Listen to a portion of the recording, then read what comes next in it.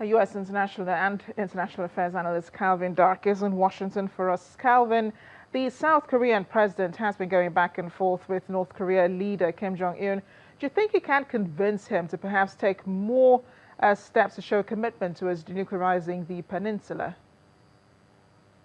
Well, I think he can, but I think one of the problems is that that's not his only priority. We've got to remember that he's got economic collaboration and family reunification. So while the U.S. may be telling him that he needs to focus on denuclearization, I don't think that's all he's going to focus on, or if it's the most important thing from his point of view. So what do you think is important for him, if not denuclearization?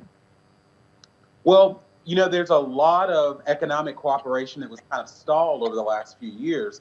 And there, as I mentioned, the family reunification issue. So denuclearization is important because that obviously affects South Korea's security. But I don't see it as black and white as the U.S. sees it. So if the rhetoric is toned down and the threat is toned down from North Korea, even if that doesn't mean denuclearization, but they can increase economic ties and do the family reunification, I think South Korea sees that as a win for them and the region. I'm sure these meetings, Calvin, are not just about pursuing U.S. interests. I mean, for South Korea, which has those intentions of course, helping the U.S. to push North Korea to denuclearize.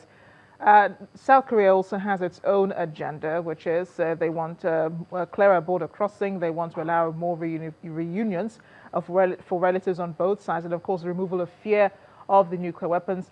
Are they aiming too high with their North Korean counterparts?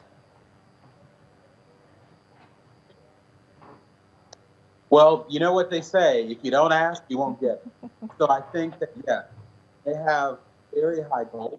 And I don't know if the opening that Kim Jong-un is demonstrating to South Korea and the U.S. is as broad as everyone wants it. But I think that they're shooting for the stars, because if they get half of what they're shooting to get, then they're in a much better place than they are now. You think the North is also using these meetings with the South, of course, to push its own agenda, which is to ease sanctions imposed because of its nuclear program? But on the side, do you think North Korea really wants to denuclearize, as it has promised the U.S. and the South Korean governments?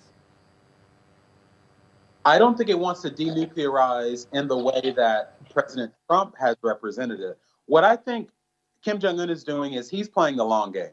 First of all, he's a dictator, so he doesn't have to answer in any democratic way to his people. So he's got time. He's got time that President Trump doesn't have. We have our November elections coming up where the Democrats could control Congress. And even if they don't, Trump's looking at possibly not being in power after 2020.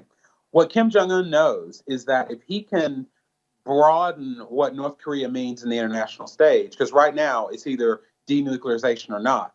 But if he can kind of nuance that with economic cooperation with South Korea and China and possibly Russia, then it becomes a little more complicated, and it becomes a bit more possible to not enforce the sanctions as heavily as they're being enforced now by Western countries. So I think Kim Jong-un is not only playing the long game, but he's playing it a lot more, as we said, three-dimensionally than the U.S. is.